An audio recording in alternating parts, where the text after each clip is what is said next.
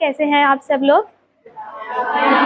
ठीक है, आज का टॉपिक स्टार्ट करते हैं। ठीक है, ओसीडी। ठीक है, मेंटल हेल्थ नर्सिंग में ओसीडी, ऑब्सेसिव कंपल्सिव डिसऑर्डर। ठीक है, तो ओसीडी क्या होता है, किसी को कुछ पता है इस बारे में?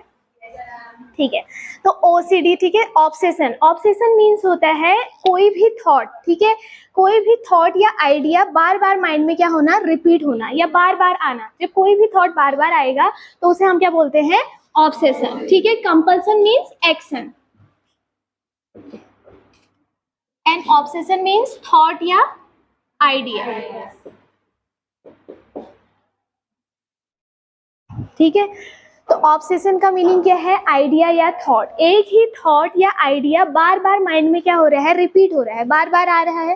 ठीक है, जो थॉट है वो आइडिया बार बार आएगा तो उसके बाद पर्सन क्या करेगा, उसको एक्शन लेगा। थॉट आएगा तो ऑब्वियसली बात है वही एक्शन क्या करेगा, वो दोबारा से रिपीट करेगा। ठीक है, तो ये दोनों चीजें मिलके क्या करती हैं, एक डिसऑर्डर कॉज करती है। ठीक है, तो that is called OCD, obsessive compulsive disorder. ठीक है, देखो, it is a state in which the outstanding symptom is a facing of the subjective complaint to carry out some actions। ठीक है, इसमें क्या होता है कि मतलब जो भी सिम्टम्स हैं वो बार बार पर्सन के अंदर आ रहे हैं, मतलब कोई भी आइडियाज है, थॉट्स हैं, वो बार बार आएंगे और वो क्या कॉज करेंगे, पर्सन में सिम्टम कॉज करेंगे। ठीक है, ठीक है, क्लासिफिकेशन जो होता है मेनली F42 में, ICD-10 क्राइटेरिया के अकॉर्डिंग किस में आता है हमारा, F42। ठीक है, F42 में सबसे पहले F42.0। ठीक है, F42.0 में क्या है हमारा, प्रीडोमिनेंटली ऑब्सेसिव थॉट्स। ठीक है, प्रीडोमिनेंटली ऑब्सेसिव थॉट्स मतलब ओनली इसमें क्या आएंगे, पर्सन के माइंड में ऑब्सेसिव थॉट्स आएंगे, बार बार रिपीट होंगे क्या, ऑब्सेसिव थॉट्स। ठीक है, सेकंड वन आता है F42.1। ठीक है, F42.1 में क्या आता है हमारा, प्रीडोमिनेंटली कंपल्सिव एक्ट। ठीक है, फर्स्ट 0 में क्या आ रहा था, ऑब्सेसिव थॉट्स आ रहे थे, यानी बार बार माइंड में क्या हो रहे थे, थॉट रिपीट हो रहा था। ठीक है, अब सेकंड 1 में क्या हो रहा है हमारा, कंपल्सिव एक्ट, वहां थॉट आ रहे थे तो यहाँ पे बार बार क्या होगा, एक्शन होगा। ठीक है, कंपल्सन मीन्स एक्शन, जो भी वो मूवमेंट होंगे वो बार बार क्या होंगे, यहाँ पे रिपीट होंगे। ठीक है, देन उसके बाद आता है F42.2। ठीक है, F42.2 में क्या आता है हमारा, मिक्स्ड एक्ट। ठीक है, मिक्स्ड मतलब ऑब्सेशन और कंपल्सन दोनों चीजें होंगी यहाँ पे। ठीक है, ऑब्सेशन मीन्स बार बार थॉट आएगा उसके माइंड में, आइडियाज आएंगे और उसके बाद कंपल्सन होगा, यानी बार बार वही एक्ट क्या करेगा, वो रिपीट करेगा। ठीक है, एक्शन होगा। देन उसके बाद F42.8, इसमें क्या आता है हमारा, अदर ओसीडी यानी other obsessive compulsive disorder. And last one F42.9। ठीक है, जिसमें क्या आता है हमारा, ओसीडी अनस्पेसिफाइड। ठीक है, ऑब्सेसिव कंपल्सिव डिसऑर्डर जो क्या होंगे हमारे, अनस्पेसिफाइड। तो क्लासिफिकेशन हो गया है। देन उसके बाद आता है हमारा इटियोलॉजिकल फैक्टर। ठीक है, यानी क्या क्या इटियोलॉजिकल फैक्टर है, मतलब कॉजेज क्या क्या है, ओसीडी क्यों होता है। ठीक है, तो फर्स्ट वन आता है हमारा जेनेटिक फैक्टर। ठीक है, जेनेटिक फैक्टर मीन्स हेरेडिटरी। ठीक है, यानी one generation to another generation होता है, मेनली किस में आकर होगा, फर्स्ट जो है यहाँ पे वो होगा मोनोजाइगोटिक ट्विंस। किसमें होगा बेटा, monozygotic twins. Monozygotic twins means, mono means single, zygotic means zygote. ठीक है, यानी एक जाइगोट से क्या हो रहे हैं, यहाँ पे दो ट्विंस क्या होंगे, डेवलप होंगे। ठीक है, तो फर्स्ट चांसेस है, मतलब कि 80% चांसेस है कि जो हमारे मोनोजाइगोटिक ट्विंस हैं उनको हमारा ओसीडी क्या करेगा, अफेक्ट करेगा, उनमें ज्यादा चांसेस होंगे। ठीक है, सेकंड वन क्या है हमारा, नहीं, जेनेटिक के अंदर सेकंड जो हमारा कॉज होगा वो होगा फर्स्ट डिग्री रिलेटिव मैरिज। ठीक है, यानी जो कोई ऐसे पर्सन होते हैं जो हमारे क्या करते हैं, फर्स्ट डिग्री रिलेटिव में क्या कर रहे हैं, मैरिज कर रहे हैं, तो उसकी वजह से उसमें क्या है, चांसेस है कि उनको भी क्या हो सकता है, ओसीडी हो सकता है। ठीक है, सेकंड कॉज आता है हमारा बायोकेमिकल इन्फ्लुएंस या बायोकेमिकल फैक्टर। ठीक है, अब biochemical factor mainly related to neurotransmitter. ठीक है, ब्रेन में जितने भी क्या है हमारे न्यूरोट्रांसमीटर है उसमें क्या हो रहा है, डिसरेगुलेशन हो रहा है या इम्बैलेंस हो रहा है। ठीक है, मेनली हमारा जो ओसीडी है किसको, इसमें कौन सा न्यूरोट्रांसमीटर इफेक्ट होता है हमारा, 5-HT। ठीक है, 5-HT मीन्स 5 हाइड्रोक्सी ट्रिप्टामाइन, ठीक है। 5 हाइड्रोक्सी ट्रिप्टामाइन का अदर नेम है सेरोटोनिन, ठीक है। सेरोटोनिन का लेवल अगर यहाँ पे अल्ट्रेशन होता है, ठीक है, 5-HT के लेवल में कोई भी डिसरेगुलेशन आता है तो उसकी वजह से मेनली क्या होता है, यहाँ पे OCD होता है, ठीक है। तो मेन कॉज क्या है यहाँ पे 5-HT, किसमें, बायोकेमिकल में, ठीक हो गया।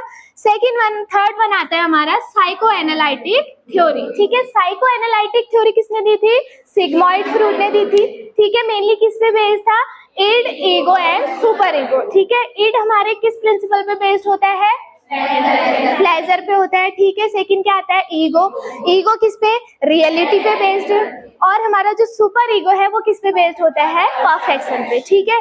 अब यहाँ पे क्यों हो रहा है OCD, देखो कि जो हमारी साइकोएनालिटिक थ्योरी है, यानी किसी भी पर्सन में जो हमारा प्राइमरी डिफेंस मैकेनिज्म होता है, रिप्रेशन हो गया, अगर वो फेल हो रहा है, ठीक है, अगर वो क्या हो गया, प्रॉपर तरीके से फेल हो गया, फंक्शनिंग नहीं कर रहा है, ठीक है, यानी जो भी हमारे एंजाइटी होती है, स्ट्रेस होती है, वो हमारे माइंड में रिप्रेशन मैकेनिज्म के थ्रू खुद बे खुद हमारी कॉन्शियस माइंड से जो भी अनवांटेड थॉट्स हैं वो कहाँ चले जाते हैं, अनकॉन्शियस माइंड में, ठीक है।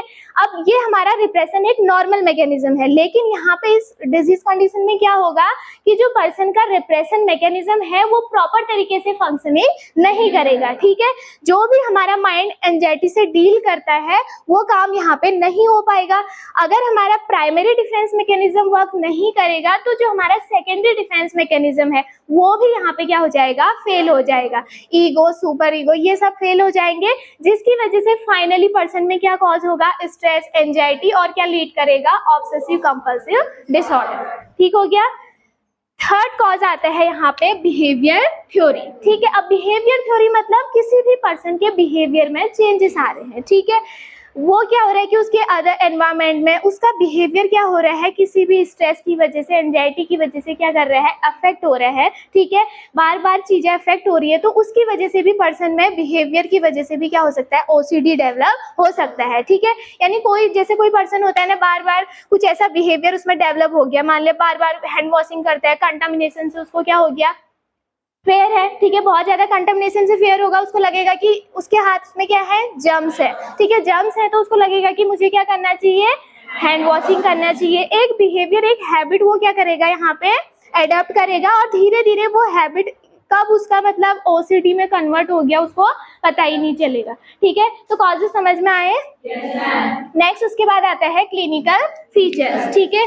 तो क्या क्या क्लिनिकल फीचर्स होंगे हमारे OCD के, ठीक है। OCD समझ में आया, ठीक है। OCD क्या होता है, ऑब्सेसिव कंपल्सिव डिसऑर्डर, यानी इसमें क्या हो रहा है कि कोई थॉट जो है वो बार बार माइंड में आता है और उसके बाद वो थॉट आने की वजह से उसी थॉट के रिगार्डिंग पर्सन क्या करता है, वही एक्शन लेता है बार बार, ठीक हो गया। फॉर एग्जाम्पल किसी को कंटामिनेशन से क्या है, फेयर है, तो वो बार बार क्या करेगा, हैंड वॉशिंग करेगा, ठीक हो गया। देन उसके बाद आता है क्लिनिकल फीचर्स, ठीक है। अब क्लिनिकल फीचर्स क्या क्या हैं OCD के, देखो। फर्स्ट वन, ऑब्सेशनल थॉट्स, ठीक है। ऑब्सेशनल थॉट्स मतलब बार बार उसके माइंड में क्या होगा, थॉट्स आएंगे, ठीक है। कोई भी थॉट्स क्या हो रहा है, रिपीट हो रहा है, बार बार उसकी माइंड में आएगा, ठीक है। फॉर एग्जाम्पल कैसे थॉट्स आ सकते हैं, जैसे कि उसने गैस सिलेंडर बंद किया नहीं किया, ठीक है, लाइट का स्विच ऑफ उसने किया या नहीं किया, ठीक हो गया। सेकेंड वन आता है ऑब्सेशनल इमेजेस, सेकंड क्या है, ऑब्सेशनल इमेजेस, ठीक है। यानी पर्सन क्या करता है, यहाँ पे बार बार एक ही चीज के बारे में सोचता है, ठीक है। तो ऑब्सेशनल इमेजेस जैसे सेक्सुअल इमेजिनरी ज्यादा यहाँ पे दिखाई देगी पर्सन में, ठीक है। कोई पर्सन होता है कि मतलब उसको सेक्सुअल इमेजेस, सेक्स के रिगार्डिंग ऐसी इमेजेस बार बार उसके माइंड में क्या होंगी, रिपीट होंगी, ठीक है, वही इमेजिनेशन वो करेगा, ठीक है। देन नेक्स्ट वन आता है ऑब्सेशनल रुमिनेशन, ठीक है। ऑब्सेशनल रुमिनेशन मतलब उसके माइंड में क्या होगा, कुछ डिबेट्स टाइप का चलेगा, ठीक है। एक ही चीज के रिगार्डिंग क्या होना, डिबेट होना, करें ना करें, कुछ इस टाइप से उसके माइंड में क्या होगा, एक डिबेट चलेगा, ठीक है, रुमिनेशन।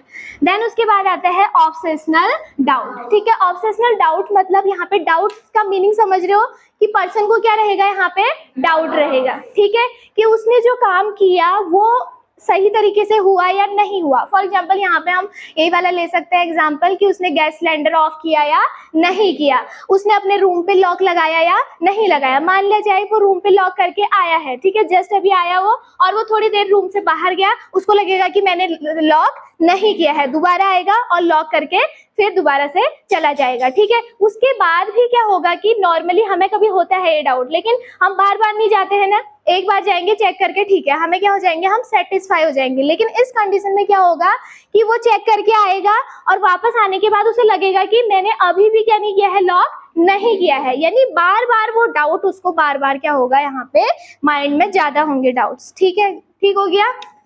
नेक्स्ट वन आता है ऑब्सेशनल इम्पल्सेस, ठीक है। ऑब्सेशनल इम्पल्सेस मतलब किसी चीज के लिए बार बार एक अर्ज क्या होना, डेवलप होना, ठीक है। कोई भी अर्ज मतलब अगेन मतलब कि यही कि मैंने किया या नहीं किया कुछ काम, ठीक है। और मुझे जैसे कि हैंड वॉशिंग करनी है तो बार बार हैंड वॉशिंग करनी है, किससे प्रिवेंट करने के लिए, कंटामिनेशन से, ठीक हो गया। देन उसके बाद आता है ऑब्सेशनल रिचुअल्स, ठीक है। ऑब्सेशनल रिचुअल्स मतलब बार बार क्या करना, रिपीट करना किसी भी मूवमेंट्स को, ठीक हो गया। बार बार उसी चीज को क्या करेगा, वो यहाँ पे रिपीट करेगा, ठीक है। एंड लास्ट वन क्या है, ऑब्सेसिव स्लोनेस, ठीक है। ऑब्सेसिव स्लोनेस मीन्स अब ये एक ऐसी कंडीशन आती है, यहाँ पे जो उसके ऑब्सेशन है वो क्या हो जाते हैं, स्लो हो जाते हैं, समझ में आ गया। ऑब्सेशनल स्लोनेस, ऑब्सेशन मीन्स जो भी थॉट्स और आइडियाज आ रहे हैं वो क्या हो जाएंगे, यहाँ पे डिक्रीज हो जाएंगे, यानी स्लो हो जाएंगे, ठीक है। और जो भी ये स्लो हो जाएंगे, लेकिन यहाँ पे एक्शन क्या रहेंगे, यहाँ पे ज्यादा रहेंगे, ठीक है। कंडीशन ऐसी आएगी कि उसका जो थॉट है, बार बार माइंड में जो थॉट आ रहे हैं वो तो क्या रहेंगे, स्लो हो जाएंगे। थॉट स्लो होंगे तो वो बार बार उसी मूवमेंट को क्या करेगा, यहाँ पे रिपीट करेगा, ठीक है। रिपीट करने की वजह से बार बार थॉट उसके माइंड में नहीं आएगा, ठीक है। एक लास्ट कंडीशन है, क्या है ये, ऑब्सेशनल स्लोनेस, ठीक है। यानी ऑब्सेशन क्या हो जाएंगे, यहाँ पे स्लो हो जाएंगे, ठीक है। जैसे हैंड वॉशिंग बार बार करेगा, थॉट आए या ना आए, लेकिन उसकी हैबिट बन गई है, वो बार बार क्या करेगा, यहाँ पे हैंड वॉशिंग, ठीक हो गया। तो क्लिनिकल फीचर समझ में आए सबको, ठीक है। देन उसके बाद आता है कोर्स एंड प्रोग्नोसिस, ठीक है। कोर्स एंड प्रोग्नोसिस क्या होता है, इसका लॉन्ग और फ्लक्चुएट कर सकता है, ठीक है। मे भी कभी कभी क्या होता है कि बहुत ज्यादा क्रोनिक होता है, ठीक है। क्रोनिक यानी लॉन्ग पीरियड ऑफ टाइम के लिए पर्सन क्या करेगा, इस डिजीज कंडीशन से सफर करेगा, ठीक है। और फ्लक्चुएट मीन्स अगर हम उसको ट्रीटमेंट देंगे, ठीक है, बिहेवियर थेरेपी दे रहे हैं, ठीक है, कोई भी अगर हम उसे थेरेपी दे रहे हैं या एंटी एंजाइटी ड्रग्स दे रहे हैं तो उससे वो क्या हो जाएगा, ट्रीट हो जाएगा। और दोबारा अगर उस चीज के वो एक्सपोज हो रहा है तो दोबारा भी चांसेस है कि उसको दोबारा से ओसीडी हो सकता है, ठीक है। नेक्स्ट वन आता है इसका डायग्नोसिस। डायग्नोसिस मीन्स इन्वेस्टिगेशन क्या क्या करेंगे हम, ठीक है। तो ओसीडी में हम क्या क्या इन्वेस्टिगेट करेंगे, फर्स्ट ऑफ ऑल हम हिस्ट्री कलेक्शन करेंगे, ठीक है, पर्सन की हिस्ट्री लेंगे। सेकेंड वन फिजिकल एग्जामिनेशन कर सकते हैं, एमएमएससी और एमएससी वगैरह करेंगे, न्यूरोलॉजिकल एग्जामिनेशन करेंगे। अदर्स में हम उसका एमआरआई भी कर सकते हैं, ठीक है, एमआरआई और सिटी स्कैन। एमआरआई क्या होता है, मैग्नेटिक रेजोनेंस इमेजिनरी, ठीक है, सिटी स्कैन कंप्यूटेड टोमोग्राफी। अब यहाँ पे हम चेक करेंगे कि ब्रेन में कोई प्रॉब्लम तो नहीं है, ठीक है, वेंट्रिकल्स का एनलार्जमेंट तो नहीं हो रहा है या उसके हेमिस्फीयर में कोई एबनॉर्मलिटी तो नहीं है जिसकी वजह से पर्सन में किसका लेवल अल्टर हो गया है, 5ST का, ठीक है। अगर उसके ब्रेन में कोई एबनॉर्मलिटी होगी लिम्बिक सिस्टम में, या मान लिया जाए उसके लेटरल वेंट्रिकल, थर्ड वेंट्रिकल में कोई एबनॉर्मलिटी हो रही है तो उसकी वजह से प्रॉपर न्यूरोट्रांसमीटर का क्या नहीं होगा, सिक्रीशंस नहीं होगा, ठीक है, उसमें क्या आ जाएगा, डिसरेगुलेशन होगा। तो इस चीज को फाइंड आउट करना जरूरी है कि ब्रेन में कोई एबनॉर्मलिटी है या नहीं है, ठीक है। देन उसके बाद पेट स्कैनिंग हम यहाँ पे करेंगे, पोजिट्रॉन एमिशन टोमोग्राफी, ठीक है। इसमें भी हम क्या करेंगे, पोजिट्रॉन एमिशन टोमोग्राफी में मतलब कि ब्रेन में कोई एबनॉर्मलिटी है या नहीं है उसको हम क्या करेंगे, यहाँ पे फाइंड आउट करेंगे, ठीक हो गया। देन लास्ट वन आता है यहाँ पे ट्रीटमेंट, ठीक है। अब ट्रीटमेंट मीन्स मैनेजमेंट क्या क्या करेंगे ओसीडी का, ठीक है। तो ओसीडी जो हमारा मेनली है किस में आता है, न्यूरोसिस, न्यूरोसिस वाले डिसऑर्डर में आता है, ठीक है। साइकोसिस और न्यूरोसिस 2 टाइप के डिसऑर्डर थे, ठीक है। तो न्यूरोसिस क्या होता है, लेस सीवियर फॉर्म है कंपैरिजन टू साइकोसिस, ठीक है। तो यहाँ पे नॉर्मल ट्रीटमेंट हम देंगे फार्माकोलॉजिकल एंड बिहेवियर थेरेपी, ठीक है। तो फार्माकोलॉजिकल थेरेपी में हम मेनली यहाँ पे एंटी एंजाइटी ड्रग्स देंगे। क्यों दे रहे हैं, क्योंकि पर्सन को यहाँ पे फेयर एंड एंजाइटी हो रही है, ठीक है, फेयर एंड एंजाइटी स्ट्रेस हो रहा है जिसकी वजह से बार बार पर्सन के अंदर वो माइंड्स में क्या आ रहे हैं, थॉट आ रहे हैं और वही एक्शन वो क्या कर रहा है, यहाँ पे रिपीट कर रहा है ना, ठीक है। तो मेनली हम एंटी एंजाइटी ड्रग्स देंगे। एंटी एंजाइटी ड्रग्स में क्या देंगे बेटा, बेंजोडाइजेपिन्स, ठीक है। बेंजोडाइजेपिन्स के अंदर क्या देंगे, diazepam, diazepam. Second one lorazepam, ठीक है, और एल्प्राजोलाम, ठीक है, क्लोज़ेपाम, लिब्रियम, ठीक है, फिनोबार्बिटॉल, ब्यूटेरोबार्बिटॉल, ठीक है। जितने भी हमारे बेंजोडाइजेपिन्स, हिप्नोटिक और सेडेटिव ड्रग्स आती हैं वो सारी ड्रग्स हम यहाँ पे पेशेंट को दे सकते हैं। क्यों देंगे, ताकि पर्सन की एंजाइटी क्या हो, रिड्यूस हो सके, ठीक है। सेकेंड वन एंटी डिप्रेसेंट भी हम यहाँ पे दे सकते हैं। अगर पेशेंट को हमें लग रहा है थोड़ा सा डिप्रेसिव सिम्टम्स हैं तो हम क्या देंगे पर्सन को, एंटी डिप्रेसेंट, ठीक हो गया। देन उसके बाद थेरेपीज आती हैं, ठीक है। तो मेनली हम यहाँ पे पर्सन को क्या देंगे, बिहेवियर थेरेपी, ठीक है। बिहेवियर थेरेपी में क्या क्या दे सकते हैं हम, सिस्टमिक डिसेंसिटाइजेशन। सिस्टमिक डिसेंसिटाइजेशन में हम क्या करेंगे, पेशेंट को रिलैक्स करते हैं, मसल रिलैक्सेशन, यानी पर्सन को सबसे पहले उसकी मसल्स को क्या किया जाता है, रिलैक्स किया जाता है बाय दी योगा, ठीक है, मेडिटेशन और मेंटल इमेजिनरी, बायो फीडबैक, ठीक है, और प्रोग्रेसिव मसल रिलैक्सेशन ट्रेनिंग, ठीक है। इन सब चीज़ों से हम पर्सन को सबसे पहले क्या करेंगे, रिलैक्स करेंगे। देन उसके बाद हम उसको जितनी भी हमारी टेक्निक्स है, एवर्जन थेरेपी है, फ्लोटिंग है, और भी अदर हमारी जो बिहेवियर थेरेपी की क्या है टेक्निक्स है, वो सब हम यहाँ पे क्या करेंगे, अप्लाई करेंगे, ठीक है। अदर थेरेपी में हम पर्सन को यहाँ पे इंडिविजुअल साइकोथेरेपी भी दे सकते हैं, ठीक है। इंडिविजुअल साइकोथेरेपी क्यों देंगे, ताकि पर्सन को हम एक थेरेपी, अगर सिंगल थेरेपी देंगे तो पर्सन समझ सकता है, ठीक है। तो धीरे धीरे जो भी चीज़ें उसके अंदर आ रही हैं, थॉट्स वगैरह, वो क्या हो जाएंगे, यहाँ पे रिड्यूस हो जाएंगे, ठीक है। समझ में आया सबको? Yes ma'am. Okay class, thank you.